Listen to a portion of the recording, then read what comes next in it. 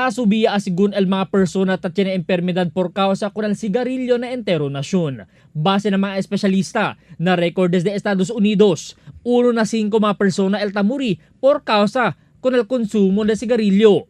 En Denates Aga, el especialista de corazón, Dr. Christine Bantala, ya educa con el viviente si porque ta puede matar el sigarilyo con el mga gente. Once you smoke, so papasok yung nicotine at saka toxic substance sa lungs natin. Pagpasok niya, madidistribute siya sa dugo. Tignan mo naman sa lahat ng parte ng katawan. Siyempre may dugo tayo, no? So ano bang meron sa sigarilyo? Okay. Lahat ng toxic substances nandyan, from yung sa leaves ng tobacco. Yes po. Okay. So yan yun, yan yung sample ng cigarette natin. Okay. Once you smoke, you inhale all the 4,000 toxic substances in the body. Okay. 4,000 toxic substances. 400,000, sorry. Oh, wow. So yan ang mga sample ng toxic substances sa blood, okay? You have carbon monoxide, nitrogen oxide, hindi sila mga ganda para sa katawan natin. Asigun con Dr. Bantala, puede darle komplikasyon el epekto del sigarilyo con el un intacto persona. Y mayoría asigun del mga tapuma, el posible tiene komplikasyon na corazon, na vena y otros pa. Once you inhale, may substance na pupunta sa brain natin. Kasi yung ibang pasyente, once they inhale the toxic substances, may parang pleasurable effect. Masarap ang pakiramdam. Kaya nagiging addict ang pasyente. Okay? So, nag-smoke sila parate para maganda ang pakiramdam. Yung iba, nag-smoke para matae. Kasi gusto lang pumayat. Ngayon.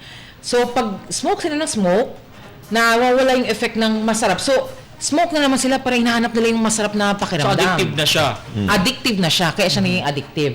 So, yan, 1 of every 5 deaths in the US is linked to smoking. Asigun pa con ele, puede pa perder el epekto del nicotine na cuerpo del un persona si descansa este puma. Debe lang asigun hinay-hinay el withdrawal del pumada, iman junto con este, el propio ejercicio, como el cardiovascular exercises o el jogging. Asigun ko un fitness expert Alain Louis del Sky Gym na tetuan, manada klase del cardiovascular exercises si Chenet Tiempo Paman Gym. The cardio exercises that I can recommend, the basic are the treadmills.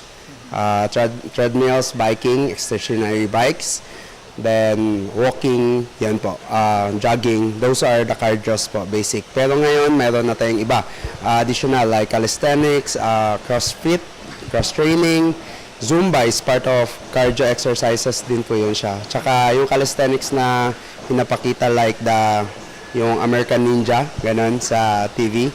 Ganun po, it's also part of cardio exercises din po. Strengthening and body workout din po. Asigun na may eksperto, hindi también bueno si larga insigilas con el bisyo, especialmente si el cuerpo, ya que daya acostumbrado con este. Debe asigun tiene propio guía del mga eksperto o mandaya lang konsulta. El epekto también asigun del sigarilyo, igual na epekto del polusyon del mga smoke belching vehicles como choka, tabugan negro umo na mga kamino. Albert Luna, Dateline Zamboanga.